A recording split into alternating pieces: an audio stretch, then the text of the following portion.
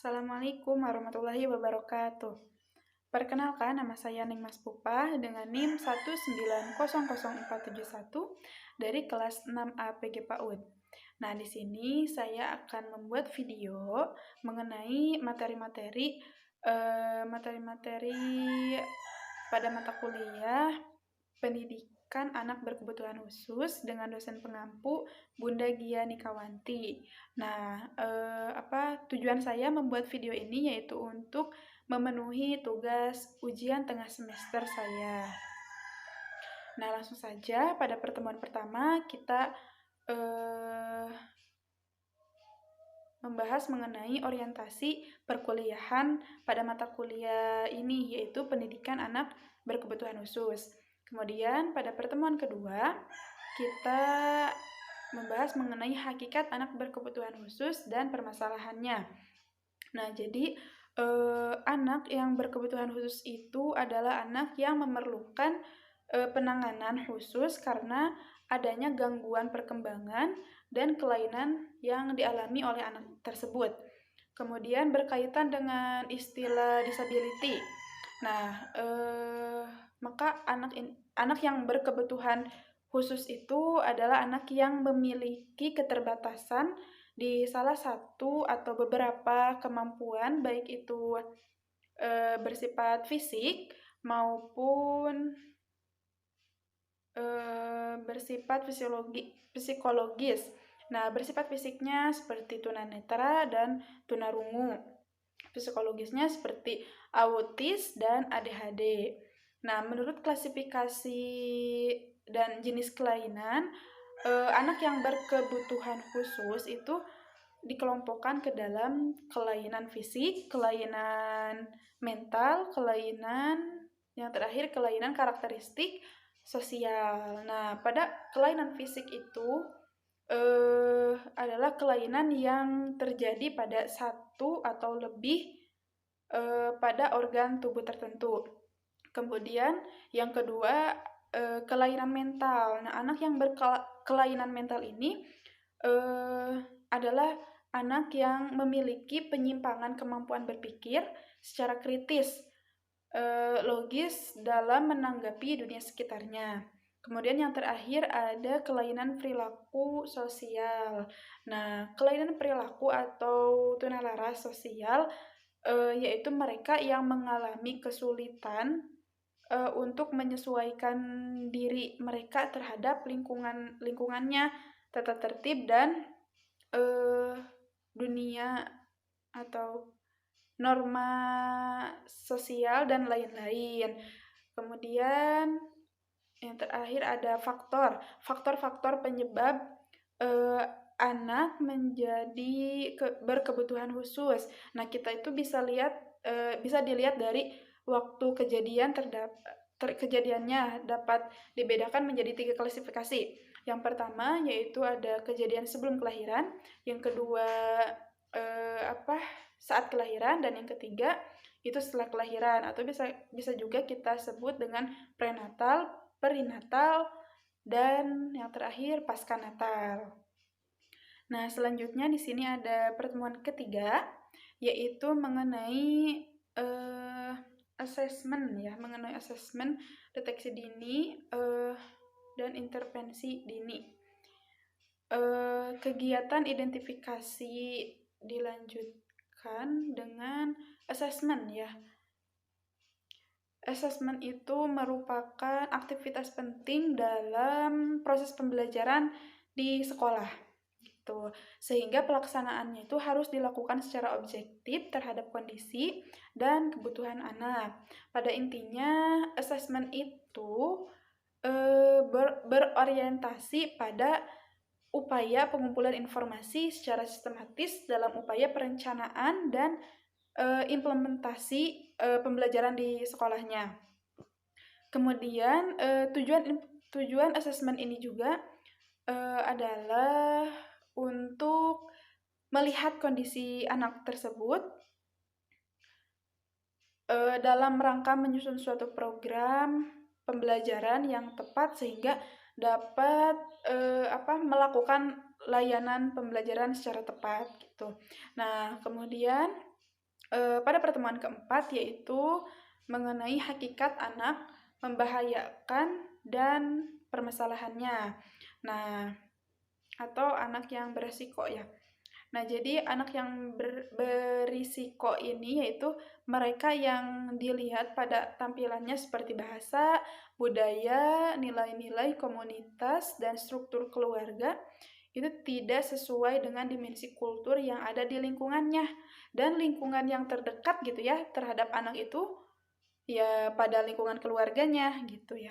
Keluarga itu kan terdapat dua ya, ada keluarga besar dan keluarga kecilnya gitu. Kemudian nah, di sini juga kita dapat bedakan antara anak yang berisiko dan anak yang berkebutuhan khusus atau ABK, yaitu anak yang berisiko yang disebabkan oleh faktor lingkungan terdekatnya, yaitu tadi yang sudah saya sebutkan, faktor dari lingkungan keluarganya. Sedangkan pada anak yang berkebutuhan khusus, yaitu anak yang mengalami gangguan terhadap psikis atau gangguan pada fisiknya gitu ya. Kemudian pada pertemuan kelima. Nah, pada pertemuan kelima ini upaya anak memahami anak berisiko atau asesmen deteksi dini dan intervensi dini. Nah, intervensi ya. Nah, di sini intervensi pada anak berisiko yaitu merupakan campur tangan yang dilakukan seawal mungkin atau sedini mungkin gitu ya, mulai dari pihak keluarganya atau orang tuanya, kemudian guru, sekolah, pemerintah, dan masyarakat. Nah, kenapa diadakannya intervensi dini itu? Karena untuk menolong anak ini dalam menangani masalah-masalahnya, seperti pendidikannya, psikologisnya, sosial budaya, juga kesehatan terhadap anak ini. Dengan begitu, tujuan dari diadakannya intervensi dini itu yaitu agar memudahkan pada untuk mengembangkan kehidupannya yang lebih baik lagi untuk kedepannya gitu. Nah, selanjutnya pada pertemuan ke-6. Nah, pada pertemuan ke-6 yaitu mengenai layanan bagi anak berkebutuhan khusus dan anak berisiko. Nah, di sini juga ada beberapa prinsip dasar dalam layanan pendidikan bagi anak yang berkebutuhan khusus dan anak yang berisiko. Pada umumnya yang perlu diperhatikan gitu ya dalam penyelenggaraan pendidikan, prinsip dasar dalam pendidikan menurut Musjapak Asjari pada tahun 1995 yaitu prinsip yang pertama yaitu dari seluruh anak atau all the children. Yang kedua kenyataan atau reality. Yang ketiga ada program yang dinamis atau dinamis program. Yang keempat kesempatan yang sama atau quality of opportunity. Dan yang terakhir yaitu ada kerjasama atau kooperatif. Nah, tujuan dan fungsi layanan pendidikan bagi anak yang berkebutuhan khusus dan anak yang berisiko ini banyak membawa manfaat gitu ya bagi anak itu sendiri gitu. Melalui pendidikan dapat mengetahui kemampuan yang dimiliki anak berkebutuhan khusus, juga anak yang berisiko.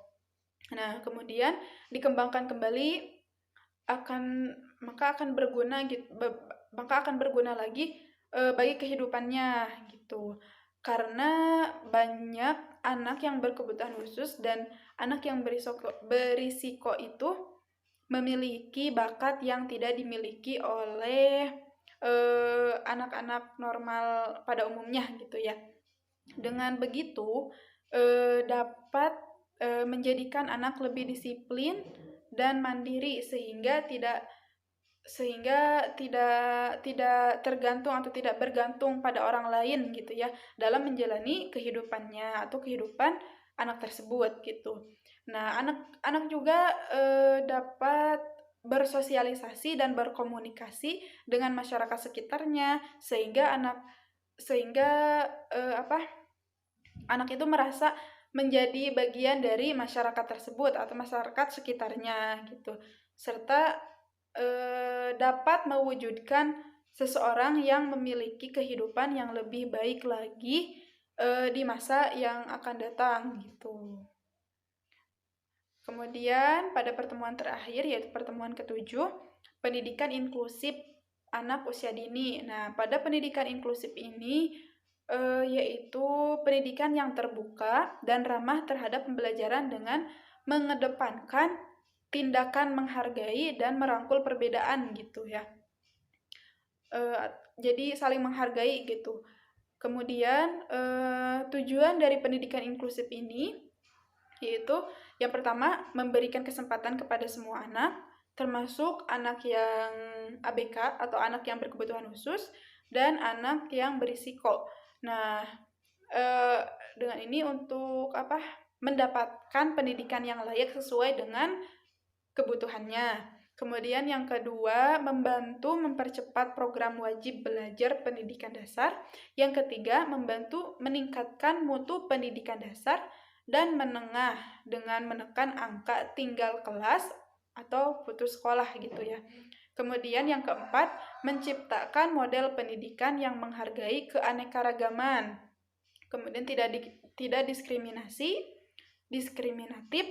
serta ramah terhadap pembelajaran. Kemudian yang terakhir, memenuhi amanat Undang-Undang Dasar 1945, khususnya pada pasal 32 ayat 1 yang berbunyi, setiap warga negara itu berhak mendapatkan pendidikan. Itu pada ayat pertama. Kemudian ada juga ayat kedua yang berbunyi, setiap warga negara itu wajib mengikuti pendidikan dasar dan pemerintah wajib membiayainya. Nah, membiayai di sini, pemerintah membiayai di sini mungkin dengan jika anak tersebut atau orang tuanya tidak bisa atau tidak mampu untuk menyekolahkan, mungkin bisa ada bantuan dari pemerintah seperti itu. Nah, mungkin hanya itu yang bisa saya jelaskan mengenai materi-materi pada mata kuliah pendidikan anak berkebutuhan khusus, mulai dari pertemuan kedua, 3, 4, 5, 6, dan 7. Sekian, kurang lebihnya mohon dimaafkan. Apabila ada salah kata, wassalamualaikum warahmatullahi wabarakatuh. Terima kasih.